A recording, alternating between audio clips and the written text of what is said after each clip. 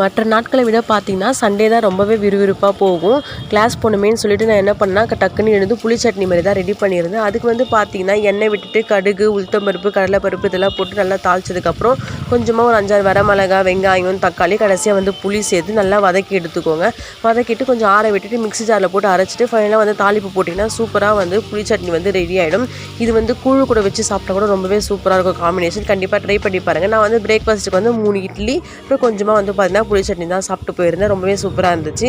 அப்புறம் மதியம் வந்து பார்த்தீங்கன்னா நான் இப்போ எங்கள் அம்மா வீட்டில் இருக்கேன். அதனால் எங்கள் அம்மா வந்து பிரியாணி பண்ணி கொடுத்தாங்க. அதையும் வந்து நான் டிஃபன் பாக்ஸில் போட்டு பேக் பண்ணி எடுத்துக்கிட்டு கிளாஸ்க்கு கிளம்பி போயிட்டேன். அப்புறம் கிளாஸ் முடிஞ்சுட்டு வரும்போது பார்த்திங்கன்னா நைட்டே வந்து மில்லட் ரைஸில் வந்து நம்ம இட்லி மாவு ஊற வைக்கலாம் அப்படின்னு சொல்லிட்டு தான் வந்து ரெடி பண்ணிகிட்டு இருந்தேன். அதுக்கு இது எந்தெந்த அரிசி எந்தெந்த மெஷர்மெண்ட்டில் போடணும்னு சொல்லிட்டு நான் லாங் வீடியோவில் கண்டிப்பாக ஷேர் பண்ணுறேன். ஷார்ட்ஸில் வந்து சொல்ல முடியாது.